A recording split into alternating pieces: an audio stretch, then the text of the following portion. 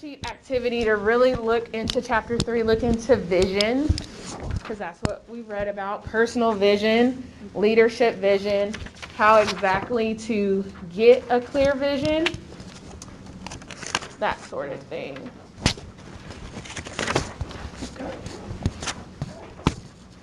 Okay. No problem. Okay, no problem. Thank you, Erin. I always forget to press record. Okay. So for the essays, I'll turn this off because we don't really need this. Just going to kind of go through this. So for this essay is going to be leadership and role models. So for this assignment, you're going to identify and research a leader that you think is a role model for you. And then you're going to look up information that identifies his personal vision and leadership vision. So in the chapter, remember, it talks about the difference between those two. And we'll talk about a little bit more today in class. So you want to describe each of those different visions in separate spaces because they are separate, right? Maybe it's a component of one, but they are separate in what it all encompasses. Then compare the words that the leader uses with their actions. So if their philosophy says this, this, and this, what have their actions in their career and things that you've been able to research and read about, how does that compare? Are they parallel, or are we seeing some differences in what they're saying and what they're actually doing? Then you want to critique the leader. Like I said, you compare it, and then you can add some critique there. If you say, I think that they are walking the walk and talking the talk, or I think they actually say this, but their actions seem to show this. So whatever your critique is of that comparison. Then I want you to evaluate the learned basis on the research and the readings of chapter 3. So you're going to evaluate what you've learned about this leader overall, and then you're going to, like with the essay 1, you're going to start to integrate some of those ideas from chapter 3. So then it also mentions that you could answer some of the questions posted on page 61 of your textbook. So I'd encourage you to look at that. Like one of the questions is, why did you choose this person as your role model? That sort of thing. So that's another way to just kind of strengthen your critique and comparison of this leader, or understanding what this leader's leadership vision is and personal vision. And then you want to make sure you cite your sources. I'm not looking for like APA format or anything like that. Just, cite where you got it and put a reference page at the end.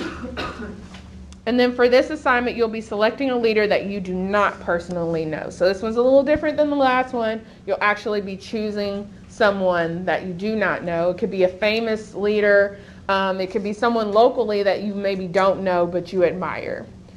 So again, on this, you want to make sure you are paying attention to these assignment requirements, the page length, obviously the formatting of it, your writing and effectiveness, grammar and spelling. Make sure you're proofreading, doing all those things.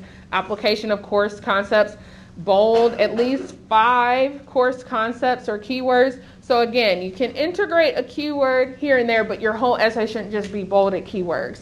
They should be you maybe expanding on it. So if you say personal vision, maybe tell us what that personal vision means. Like, what does that mean according to the text? So it's not just bolded words and you're not really integrating those concepts for a deeper understanding. And then depth of thought, literally titling your closing paragraph, what I learned. And this is just kind of your reflection part of this essay to just kind of put it all together. So before I open up for any specific question, I didn't know, Erin, if you wanted to add anything, just feedback or any thoughts. Sure. So I did give, I think, every single person feedback. You can check it on Canvas. If you just go to like the assignment, you can just see my comments and stuff. Definitely look at that. I try to be nice and I try to be helpful. The biggest thing is just always try to proofread. I know it's not very fun. A tip I always give is read every single word out loud, and that helps you kind of figure out, does my essay flow? Does it make sense? Because sometimes what makes sense to you doesn't always make sense to me. So those are just some ways to check. And then always try to integrate those course concepts and then expand on them. Don't just mention it in passing. Definitely try, if you can, maybe give us a short definition, maybe elaborate specifically, like in the case of the last essay, So like Courtney gave the example of like personal vision. What is a personal vision, and then what is that person's personal vision? Even if they didn't outwardly say what it is, like it's your job to analyze that kind of stuff. That's the whole point of the essay. But those are just a couple tips. Definitely check feedback, but if you have questions, like I'm happy to answer or talk about essays and stuff. And as always, Writing Center, Grammarly, these are all great resources for writing stuff. Because again, I'm not your English teacher. I'm not going to break it down, but I am still going to look at that. Right. So, you know, when is the deadline for this? Look on the sheet.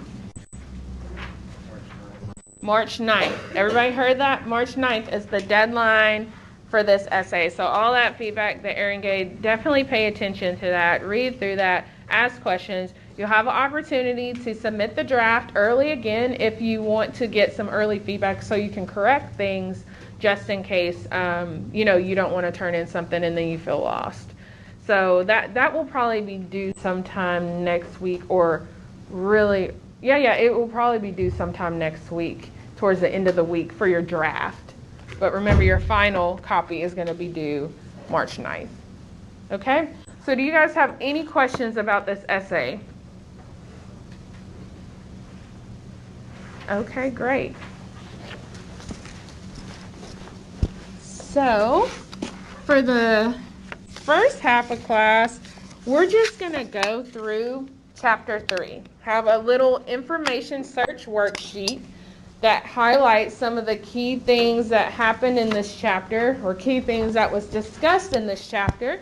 Again, like the personal vision, or your leadership vision.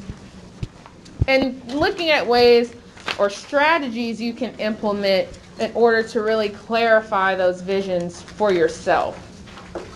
So what I'm going to do is have you guys work on this for a little bit in class, and then we're going to discuss it as a class. Yeah, no problem. I think I'm going to try to break you off. First, I'm going to give you probably about 5 minutes just to kind of do it on your own. And then I'm going to break you off into groups. And then you can complete it. And then after that, we're going to discuss it as a class. Okay? Sound good? Hi, I found it.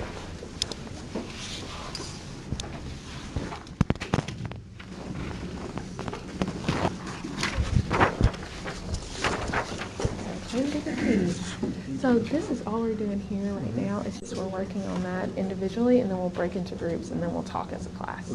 Okay, yeah, no problem. And that other sheet is the next essay that's doing just that rubric. So if you have any questions, and it will be uploaded on Canvas when we discuss it if you have any questions.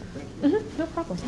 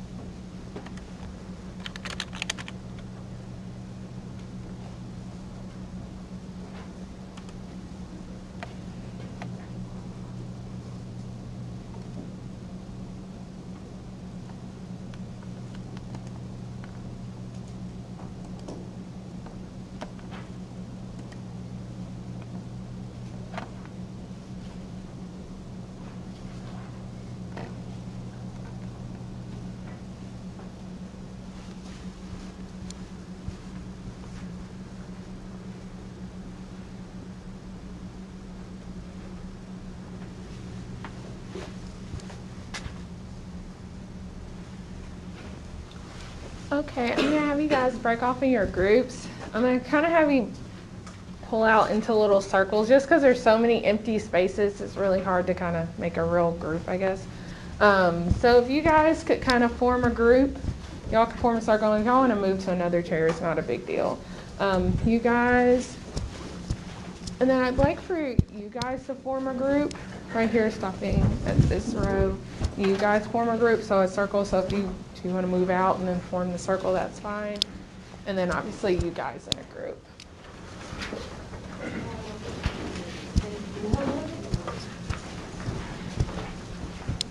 So now for the next, I'd say 5 or 7 minutes, I want you guys to complete the worksheet together. So if you guys are having trouble finding things, this is the time to start talking about it. And then as a class, we'll discuss it. So I want you guys to kind of give me your feedback on the questions, and then give me some thoughts you have, maybe some examples, things like that.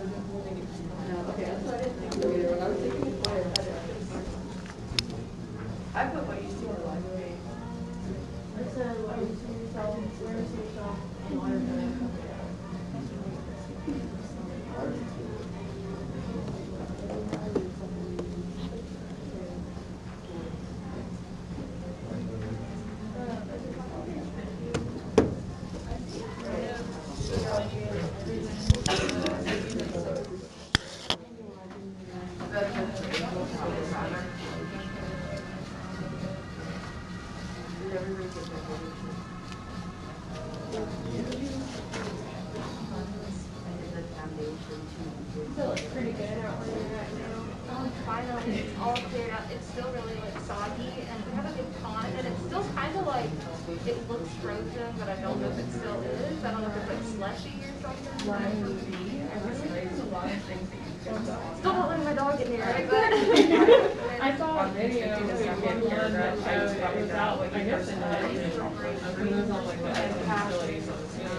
and they had to go out and rescue a dog. It was a pretty big dog. Oh my gosh. But they got him out. They went out to the edge and they're all around. Because I think they had an emergency room out there because I know we have a little creek that sometimes has water after rain, but otherwise it doesn't really have water.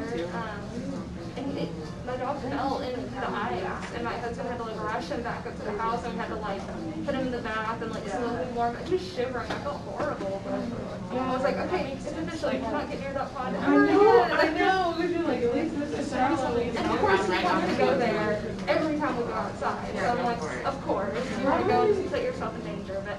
Yeah, it's finally nice. You can actually leave without rolling along at 2 miles an hour. Oh my gosh, yeah. I don't even try it. It's really good. I left Sunday. I was the first thing I actually somewhere.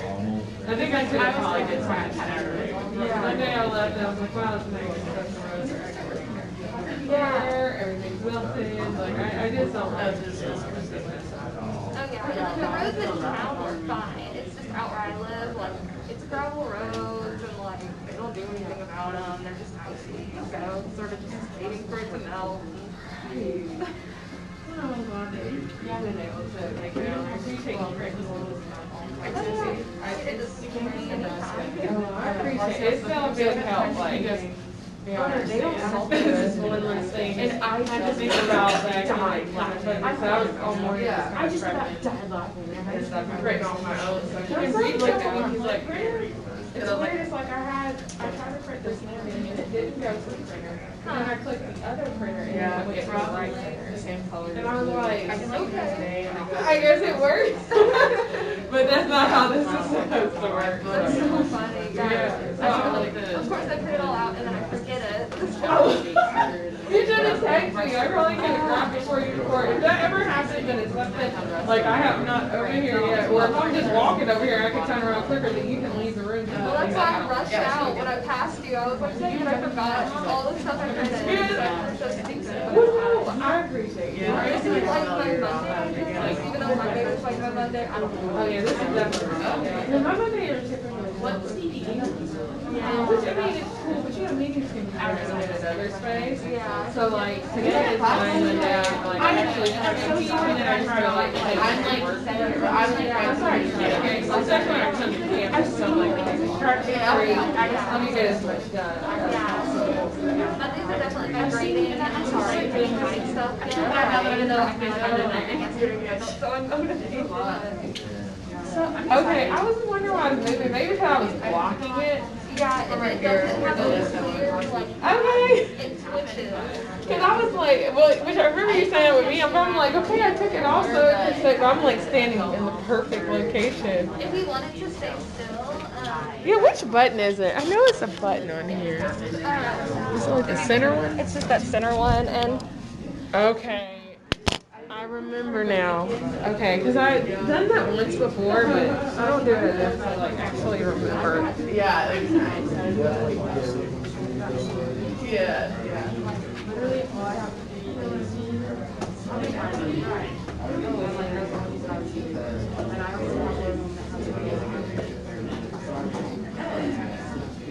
oh my gosh! Okay, so can I give you guys another minute? Make sure you guys have completed the back as well. And the lady just sent me $20.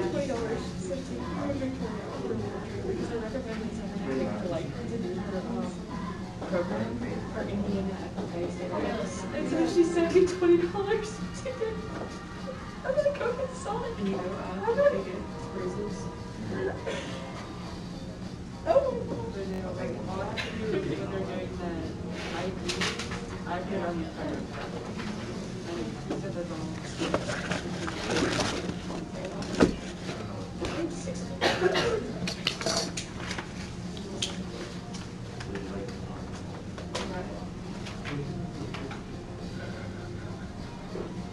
I'm sorry.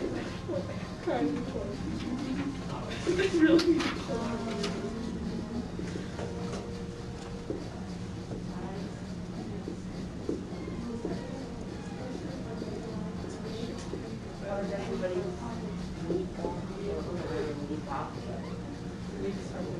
yeah. Yeah.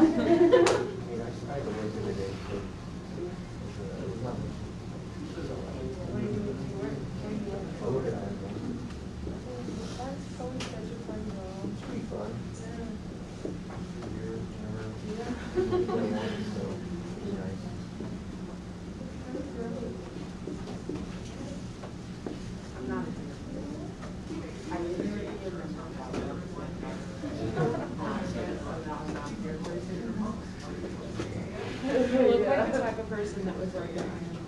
Please don't take that offensive. It's like it's not a bad thing, but you look like the type of person that would work out. Okay. It's the glasses and the hair. Oh yeah. Okay, you guys, let's get to the discussion. So before we kind of start class or start talking about this is the quote that I kind of want you guys to keep in mind as we talk about vision. Someone is sitting in the shade today because someone planted a tree a long time ago, from Warren Buffett. So this is what I want you to really conceptualize when you're thinking about vision. Vision is not, remember like when we talked about this a little bit at the beginning of class or the semester, is that vision is not something that's necessarily this moment right now, but it's something that is long term. It's something that maybe encompasses what you will do this month, but it also encompasses what you'll do in the next 5 years or whatever. So like if you're looking at it from a company's perspective, remember that vision that is very important that we articulate. It's important for people to know the why, the what, the where, the who, just being clear in all those moving parts. So having vision is the vision that we think about when we see all this landscaping, all these trees, all these buildings. Someone designed and did all that, planted those seeds. And today we're reaping the benefits of it. So when you think about vision, it's something that you want to make sure you're not only thinking about the present, you're thinking long term. Remember, it's not necessarily like those little bitty goals help you bring your vision to life, but vision is that big picture thing.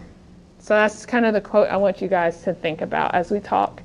So the first question is define the following. So let's start with personal vision. What is a personal vision?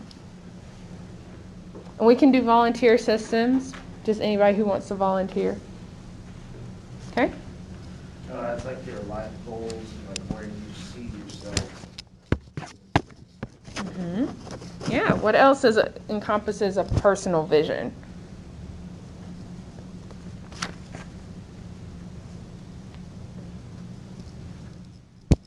Yes?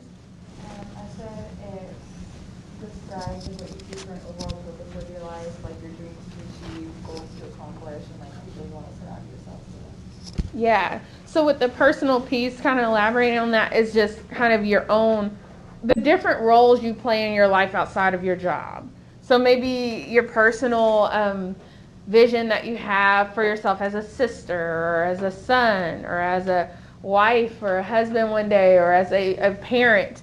Those things kind of encompass your personal vision. Maybe something you're like, whether it's, health goals, lifestyle goals, the kind of home you'd like to live in, those kinds of things are more of just your personal vision. What you kind of see about your life that maybe doesn't necessarily only focus on your career, but all those other elements who make you who you are. Okay? So let's talk about leadership vision. What is a leadership vision? It's the foundation to your success and the views of what you want to do. Okay, that's good. A little bit more. What is a leadership vision? I said where you see your leadership role playing out. Mm-hmm. You see it. Yeah, for sure. Where you see your leadership role playing out. What else? I put an expression of what you want to create, do, or accomplish when you are in a leadership role. Yep. It's what you want to do or accomplish in that specific leadership role. So remember that a leadership role is a component of your personal vision. Your leadership vision is a component of your personal vision. So remember, your personal vision is including everything that makes you who you are, but it doesn't only focus on that professional aspect. It focuses on every area you are. So the leadership role focuses more on maybe those professional goals when you are in leadership roles specifically, or your leadership vision. I keep saying leadership role. Your leadership vision when you are in that leadership role, and maybe the vision you have for it. It's your leadership philosophy, kind of those values that you may have that make you want to lead in a specific way. Any other thoughts that you guys have on a leadership vision? Do you guys remember what the text said about the effectiveness of a leadership or of a leader and what role leadership vision plays in that?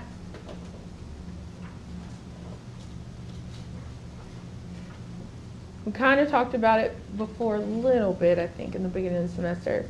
It talked about basically that leaders who can articulate their vision effectively are more effective leaders.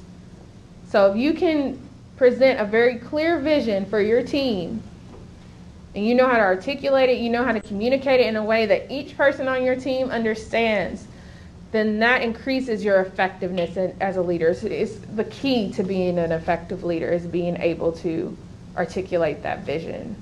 Because again, remember we talked about, what was that concept we talked about where sometimes you don't know what's going on and you just feel a little lost? What was that concept? Drift. Yeah, drift. And drift can be caused, one of those things that can cause it is if you feel lost. You don't really know your why. You don't understand what you're going to work for every day. So a leader can really play a huge role. If they are clear on their leadership vision, they can play a huge role in presenting, some clarity for you. But when you're in your own personal leadership role, because it's important not to think that leadership vision only happens when you're at the top. You could be a supervisor, you could be, anywhere in your organization and be a leader. But it's important that you have that vision even in those spaces. Okay? And remember that the leadership vision is separate from the organization's vision. Doesn't necessarily have to be intertwined. So if you're working a career and you're learning about yourself and you're maybe seeing yourself in a larger role in some other capacity, it doesn't mean that leadership vision for yourself has to be in alignment with that organization. Remember, as you kind of continue to grow, you may shift and you may see yourself somewhere else. So it's okay to not have your vision be exactly in alignment with where the organization is going, as you continue to grow. That's just kind of part of evolving. Okay, does that make sense? Any questions? Anything else anybody wants to add on leadership and personal vision? Okay, now let's go into the 8 strategies for discovering a leadership vision. So what I'll probably do is let you guys do 3 of them, you guys do 3 of them, and then you guys do 2 of them, okay? So we'll just kind of work our way back. So you guys give us the first one that is a strategy for discovering a leadership vision. Because remember, it's not necessarily easy to discover your leadership vision. It's not something that you just want to adopt completely from someone else that maybe you haven't taken the time to really evaluate your own personal values and thoughts and perspectives. But it's something that, again, is that ongoing journey. It's something that you are continuously working to get that clear, deep conscious thinking on who you are and what those goals are and what your vision looks like. So I'll let you guys kind of talk to us about one of the strategies first that helps you discover your leadership vision. And it doesn't have to be in any particular order, but you guys just pay attention so you know you aren't saying the same ones. Tell your own story. Yes, so tell us what that means. Tell your own story. Make sure that your background, your previous experiences are guiding your leadership vision, and it's not somebody else's background or previous experiences where they came from that is pushing forward your goals. Yeah. Don't want to add anything else in that group to tell your own story?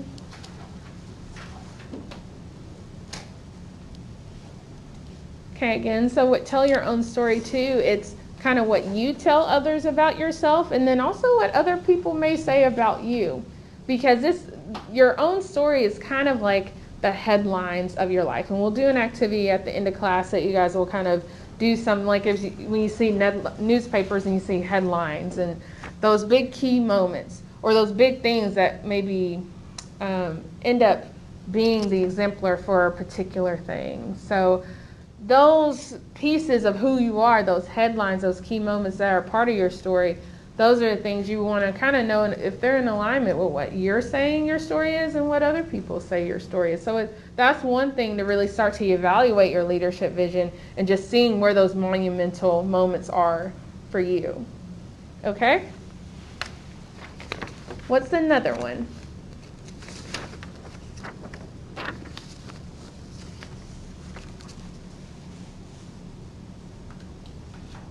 Reflect on your daydreams. Okay, what's that one all about? So reflecting on your daydreams is kind of something that you've dreamed about, you've thought about a lot, and it's just something about when you're spending time just kind of zoned out is what you're focusing on, is where your main focus is at. So if you can really reflect and evolve from that aspect of your life, you're working towards where you really want to be. Right. Anybody else have anything in that group that you want to add to the daydreams part?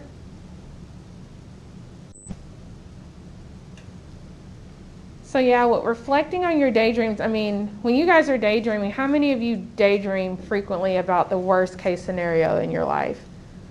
Oh no. Well, it's not lot. Yeah, okay, and that could, we'll probably maybe understand that a little deeper in strengths when we get into strengths and just understanding ourselves better. So definitely can be some of that too. Anybody else? Well, like once you start to think about it, it's really hard not to like obsess over it. At least personally, like I'm like, oh, okay, so this is going wrong and this is going wrong, and now I have to like fix this, and it's just kind of like a downward spiral of like pity party almost. Yeah. Well, I think, because sometimes or often have those daydreams where we think about those negative things. But I think everybody can at least say they do daydream about something happy. Whether it's them, anything in your life you want to happen, you daydream about where you want to be. Maybe you want to be on a beach somewhere, anywhere but here right now. You daydream about those things, right? So I think even when we look at maybe the daydreams that aren't so pleasant, we can still get something out of that as we would about kind of the good things. Because the good things, obviously, that's telling us maybe who we want to be or, where we want to go. And that's just maybe the process of us really tapping into our inner self. But when we see those negative things that concern, maybe those are fears we have. Maybe those are concerns. Maybe those are secret things that we know we want to work on or learn to cope with, whether it's a fear of something happening that you can't control. You obviously can't control your outside environment in all areas. We've seen that pretty much happen in the last couple of years. But the big thing is maybe you need to focus on how to control yourself and how you react to those things. So your daydreams really are a space to give you an idea of who you are and maybe what you want to become or what you need to work on. So if you look into that and evaluate that, that should hopefully provide you with some clarity in understanding your leadership vision. Maybe seeing those common themes that are like, if your daydreams are constantly negative with one certain theme, then maybe analyzing that and understanding it. Okay, so one more from you guys. Look for trends and patterns. Okay. What's that mean? Whenever you're leading a group, or even if you're yourself, you get into those trends and patterns. You have those tendencies that you tend to follow on a normal basis. So being able to work off of what other people do, as well as yourself, and seeing that and seeing what works and seeing what doesn't work based off of your tendencies, and that's how you lead. Yeah. Anything else you guys want to add to that? Y'all just real supportive of your group members, I understand. So with that is you're looking at maybe the roles you gravitate towards, the roles that attract you. What are those common themes there? What are some common patterns? Like if I look back at my life, I look at there is probably a common theme of me trying to pursue leadership roles from, I could say probably for sure from middle school on. Like I would join organizations and run for some kind of officer position. Like that's a trend. So now for me in my career to see that I'm wanting that same thing of a leadership role, or some kind of authority or responsibility to be able to implement some change, that those are like some of those common themes. And then also the kind of roles that attract me. I think I like more people-based, more philanthropic type of things. So that's what kind of attracts me. So as you kind of look at those things, you start to analyze what has kind of happened a lot. And even asking your loved ones and your close friends, sometimes they notice things about you that maybe you want them to or not, but they can definitely help you, provide you with some clarity on what are maybe some of those common things. Or even asking your parents or guardians or whatever, like what is something you noticed in me as a kid? Because sometimes those things they see in you as a child that you can't remember, it's kind of present in your life and how you behave today. So just really evaluating those trends and patterns and seeing maybe the role when you are in groups, what kind of role do you take? I mean, we just had a good experience with that, right? So when you're in a group, are you someone who kind of like, okay, we're going to take charge, we got to get this thing going? Or are you someone that kind of waits for somebody else to take charge and see what happens? Or are you someone who kind of is in the middle, goes with the flow? So definitely analyzing maybe the trends or the patterns and what you take when you are in a group. Okay? Any other thoughts on kind of the first three that we talked about? Okay, we'll move to the center group. So what's another strategy? Incorporate lessons from role models. Okay, tell us about that one. You just kind of take, sorry, No, you're fine. things from, like people, things that people have taught you. Like I can think of numerous people throughout my life that, even if it was just one sentence, like something that stuck with me, of something that they said that really comes back, and like I want to incorporate that into, for example, like my ag teachers, I want to incorporate the things they taught me to my students one day. For sure, for sure. Yeah.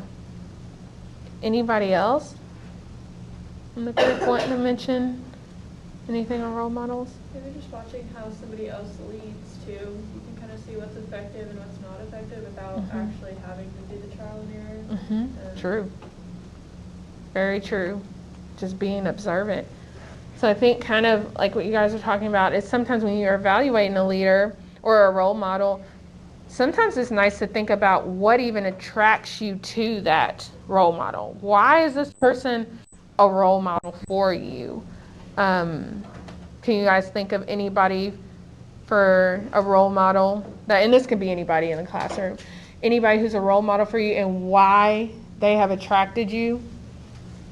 Why are they attractive to you as a role model? I think a lot of the people I used to look up to, or I mean, I still do look up to them, but like when I first met them, they kind of like took me in and they told me that I had value, and so like they were encouraging, and that made me want to follow them. Right, right. So just someone who's encouraging, maybe positive, just lured you in. Anybody else want to share what attracted them to their role model? I feel like people who just make you feel special are the people who you tend to look up to, because those are the people who make you feel good about yourself. And I don't think I've ever looked up to anyone that doesn't make me feel like a better person than what I was before. That's true. So I feel like once you find that person, you try to mimic them, even if that's not like your end goal. Like you want other people to feel the way that you feel whenever that person made you feel good. Right, right. Yeah, I think that's probably pretty fair. Someone who makes you feel good, or someone who you know is trying to bring the best out of you. Right. Even if it's, maybe I don't want to hear that, but I know you're trying to, make me stronger or better. I think it's important also to like look up to someone that has confidence in you. And I think like that, going off what she said, like for sure, that's like making you feel special, especially if like you don't have a lot of confidence. I think it's like important to, and it is special to see someone that has so much confidence in someone else. For sure. For sure. I think that just kind of, when you know someone believes in you, it gives you a little extra steam to do what you need to do. Because one, maybe you're feeling, gosh, I don't want to let them down. But also it's just like, well, somebody thinks I can do it. So maybe I need to get out of my own head. I know for me, probably one person as a role model, if I'm looking at maybe celebrities, I don't really follow a lot of celebrities like that are my role models. But there is one in particular that I can say has probably influenced me in some way. And I don't know if y'all have watched the Cosbys, but she was the wife on the Cosbys. She's on This Is Us. I know that's a more relevant show. She's like, what's her name's mom? I can't remember. It's the black couple on there. It's her mom. I can't remember her name, but her real name is Felicia Rashad. And she's just such a classy woman, and she's so smart. And she was actually even the person who like influenced me to join the sorority I joined. Like I just thought she was amazing. And then I found out too that she convinced Denzel Washington to pay for Chadwick Boseman's tuition in college, to give him a scholarship or something, because she, I guess, was secretly paying for students' tuition, which is another thing. I'm like, that's just so cool to be, and it's something that, that story obviously came out, and I think he's the one who shared it or something, but just the fact that she goes behind the scenes and try to help people, and she's always I even watched a Lifetime movie with her in it the other day. I didn't even know she was in it, but it was it was like cool to see her in these different roles, and she's just always such a like stand-up woman, and I just like, man, I want to be like that. I want people to see me like that. So that's probably someone, and that's what attracted me to her, is just how she carried herself and the way that she helped people, but people don't always know about it. And I mean, she's like in her 70s now, so she's definitely up there, but that's someone that I could say probably is a role model in a sense of someone I don't know that I've looked up to. So Let's talk about the next one that you guys have picked. Y'all are all going in order, so I feel like I already know what you're going to say. I feel like with this one, assess your perspectives on power and conflict. It's like when you have a responsibility, like if you're a leader, like you have a responsibility to the people you're, like, you know, who are following you. Mm-hmm. And that gives you, like not in like a negative way, but that kind of gives you a certain power over them, kind of. And just by being aware of who is around you and who's leading you, or not who's leading you, of who you're leading, that can help you avoid conflict, because people sometimes will look at the person leading and only look for their faults and try to attempt to create conflict. So that's something that you have to be aware of. Absolutely. Absolutely. There's a lot of responsibility that comes with power. Y'all want to add anything else to that? I kind of feel like conflict is like gonna happen. Like you can't stop it. Like Yeah. no matter how small or big it is, like it's gonna happen. But then again, I feel like in the end, it'll, like once you have it all solved and figured out, it'll make you closer, like as a team and as people. So I mean, it can be a good thing, but it can also be a bad thing, I guess. For sure. I think. No, you're right. That was one point I pulled out from the book that I wanted to read verbatim that I thought was really good. Said leadership entails using power on occasion. Power is neutral. It is the outcomes of using power, and if they are perceived as good or bad, that determine effectiveness of power. So just having the power in general is a neutral thing. So it doesn't mean that conflict won't have, but I mean, have you been around people that you've worked for that or worked with that was a leader that has given, you know, has shown authority in something, but it made you feel like really crappy? And then you have someone who's maybe exerted that same power, but the way they did it was more empowering. Have you guys experienced that, those two different things? I mean, like, an easy example of that would be like teachers. Like, there's some teachers that teach you and like are nice about how they assign homework, and then there's some teachers that are just like, do this, this, and this, and if you don't, then, like there's some, like it's, I don't know, the teachers is different too. Yeah, that is true. And how teachers approach, I guess, Or even how teachers approach like issues, like when you do like bad on a paper, there's some that will help you fix what you did wrong, and then others that just criticize you for doing wrong and then move on. Yeah, it's the perspective that teachers have on their interest in your learning. You know, because some, obviously teachers have a lot of authority. Teachers have the authority to be fair and be like, hey, this is what it is. Or be fair and say, hey, I messed up and I'm not going to penalize you for my mistake. Or I could have the power and be like, you know what, I messed up, but who cares? Because I actually have the power now in this classroom, so I'm going to, you know, make you suffer. So I do think in teacher roles there are, because I've had teachers who I felt were unreasonable, but I had teachers who maybe were super grueling, but they were fair. So it's just like maybe the fairness in how they exert that authority, because it's like our responsibility too, to, you know, make sure we're doing what is asked of us. So I think if you're taking the lead on that as far as what your learning experience is, and the teacher is being fair, but still having that authority and power, but giving you the opportunity to learn, because all those assignments and all these things is for you guys to learn and hopefully take something away. Different classes require different takeaways, but I know in this class, every assignment is to help you learn something.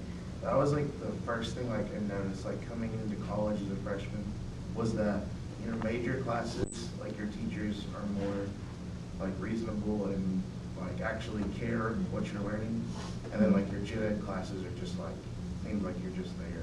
Oh, that's an interesting observation. Y'all, so others feel that way? Like I feel like a number in my gen ed classes, and I feel like an individual in mine. I kind of agree with that. Unless I really made an effort to get to know my gen ed professors. Yeah. They were like, you're just here. But like there was one, I took a class and I was like, I introduced myself and I like told him what I was doing, and like he actually, like he remembered my name after that. But like some of my other gen ed professors, they were like, okay, go, like it's kind of like go do whatever you're gonna do. But then like, you know, in this class, I feel like if next semester I don't need to take a class from you and I need help with something, like, I feel like I can use Yeah, for I help, hope like, so. That is what I want everybody to feel. Your deadhead professors are just like, Man, well, that's an interesting observation. I definitely remember my gen ed classes, and I don't remember having really a deep relationship with any of those professors. But I did have like maybe one super impactful history teacher who, he just made me so pumped about history. I've never been, before that I could care less about history, but I was going home telling my parents about history. I was geeked out about it. He was so good. But yeah, the rest of them I can't say I had that much of a relationship, but in my department, I did have a close, like one of them, he's like my adopted granddad. I mean, he would always tell me I'm going to get married and have kids. And I was like, thank you, Dr. Caldwell. I'm glad somebody thinks so. And I never talked to him about that, but he always would tell me, you're going to get married one day. And I'm like, thanks. He's just very sweet. And I haven't seen him to take my husband and all that up there yet. So I'm just, he'd walk down the hall like this. He was so old, and white hair, he's amazing. But we'll get back to topic on class. But yeah, power is important on how you perceive power to be, but also on how you use power when you have it. So evaluate how you use it, because those values you have typically guide how you use power. Because some people get a little power and they start power tripping, and you just can't stand to be around them anymore. But that maybe is because their values are a little bit different than yours. So just make sure you're in tune with that, and that will help you understand how you view power and how you would probably use it if you had it. So I'll get one more from you guys. We have make use of creative involvement. So I took away from that, to have creative involvement, you need other people. And so I see that as just making other people involved in what you're doing, because if you're trying to lead completely by yourself, you only have one set of ideas, you only have one set of goals, things like that. But if you include other people, you can kind of get their feedback and run with it. For sure. Anything else about creative? Talked a bit too about just how you use your creative time. Like, what are your creative outlets? Is it something you like to sketch? Is it something you like to do physically that's creative? Just really evaluating how you use your creative time, and that can maybe tell you a little bit about maybe what your leadership vision is. Okay? Anything else on that from those three? Okay, I'll give you guys the last two. follow your intuition. Okay, what's that mean? If you don't feel something's right, don't do it. If you feel something's right, do it. Yeah. Go with your gut. Mm-hmm. Like, there were a lot of decisions that I made regarding, like, when the COVID stuff started, like, with, like, tuition, like, and financial aid and stuff for school, because a lot of that was changing, and, like, where am I gonna go? Am I gonna go out of state, or should I, like, change my plans? But, like, my gut told me, like, hey, you're not gonna be happy if you don't go where you wanna go, so. Right. Anything else y'all want to add about following your intuition?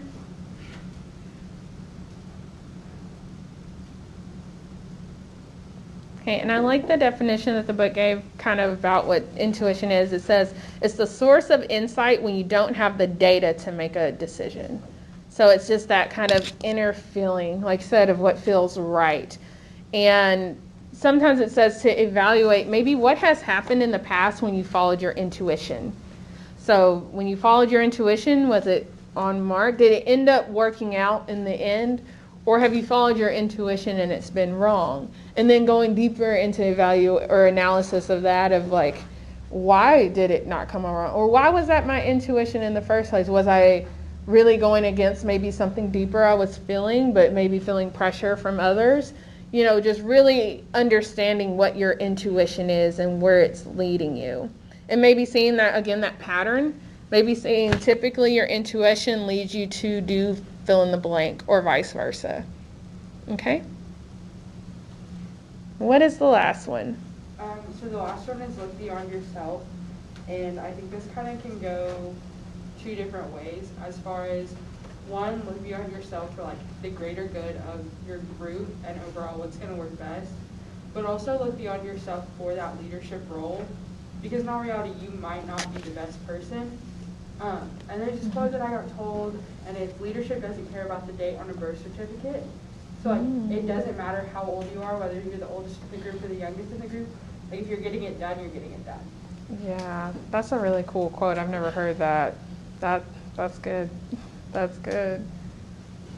Anybody else have any? I mean, that is good. It just took me back, man. Because I've been in jobs before where I was the youngest, and they just literally, I had to tell this lady, you cannot talk to me like you're my mama, okay? You gotta talk to me with some respect. I'm an adult. I got bills, okay? You can't talk to me.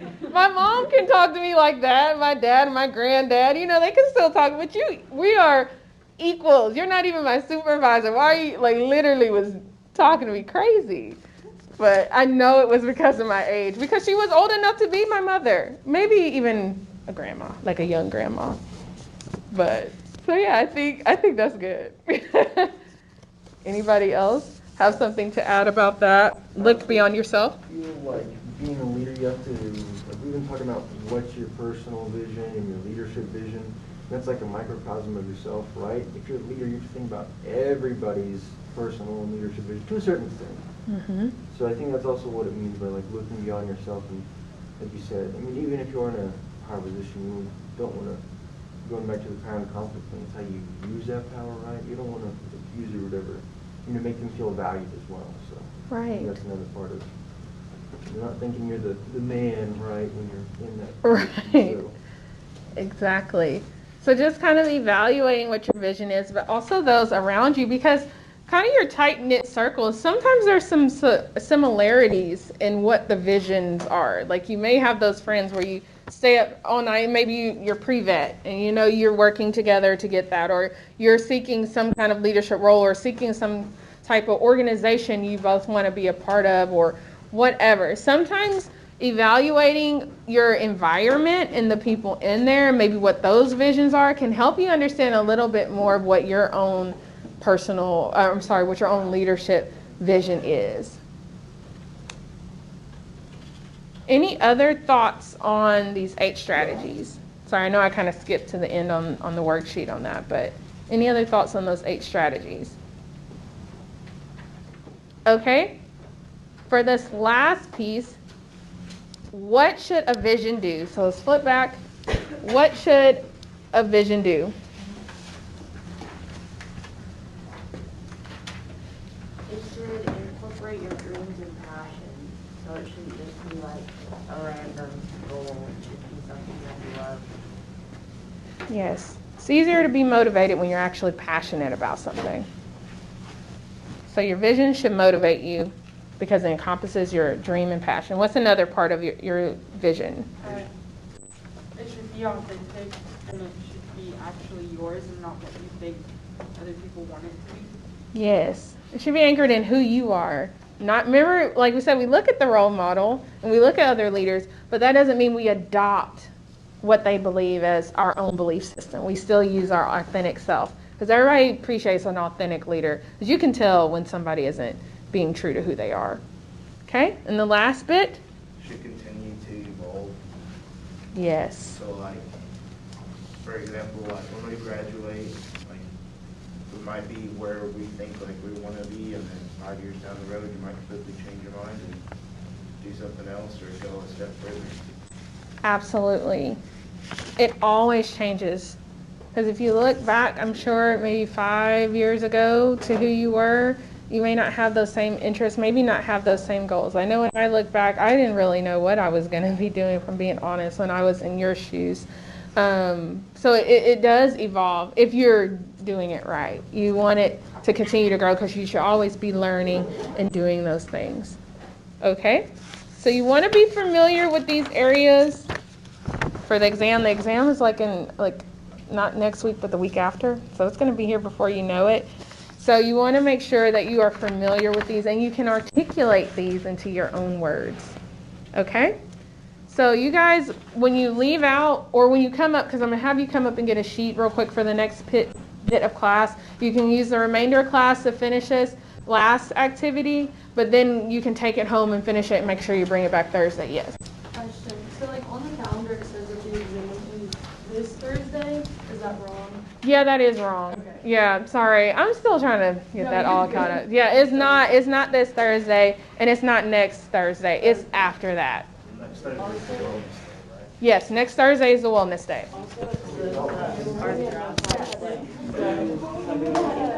Okay, yeah, I'm gonna work on that because I freaked out because I said I had a 0. I was like, what? That's exactly why that and that other assignment I freaked out. It says it was due February 18th. I was like, Okay, and I transferred, like, I'm still learning Canvas, so I transferred some stuff. Yeah, look at your syllabus, okay? Look at your syllabus. If you have any questions about deadlines, those are right on the syllabus. Canvas, I didn't realize y'all relied so much on that calendar until this semester, so I'm still trying to get that figured out, so I appreciate you letting me know. I love that calendar. Like, I see. Okay, if I can put that if that calendar would be in my life, it would probably be like a godsend to my family children.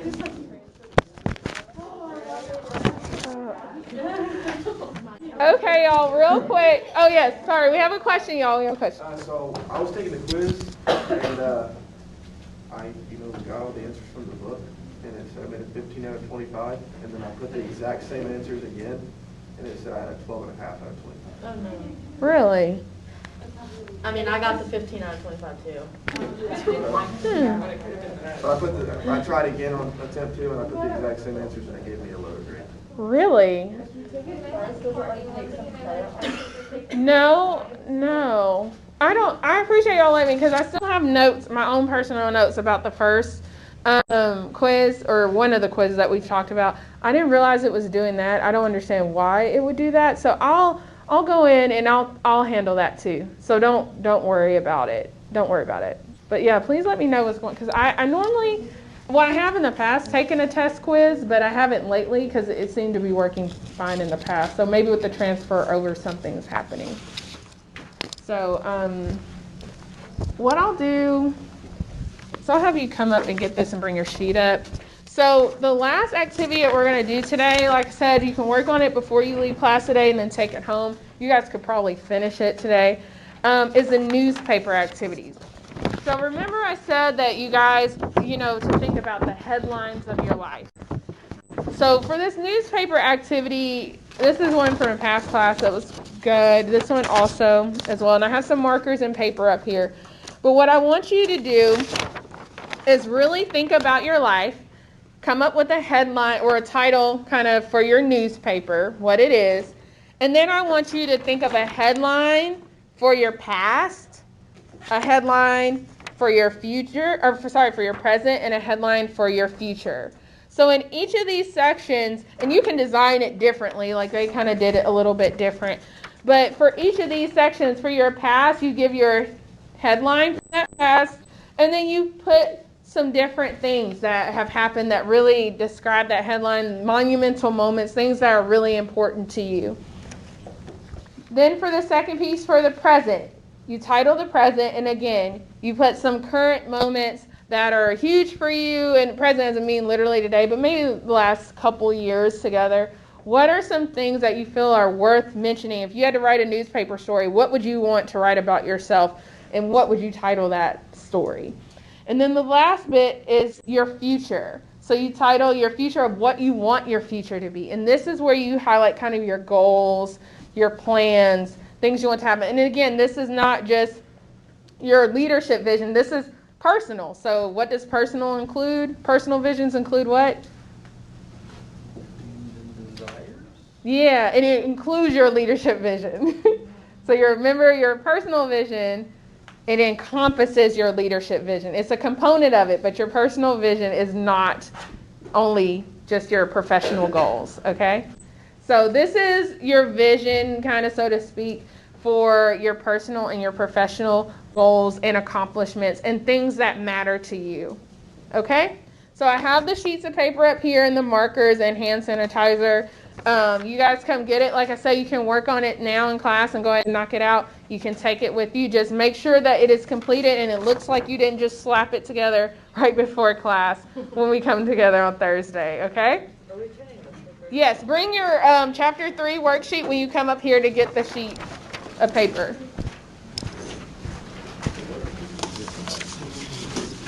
You guys can stack the chapter 3 worksheet right here.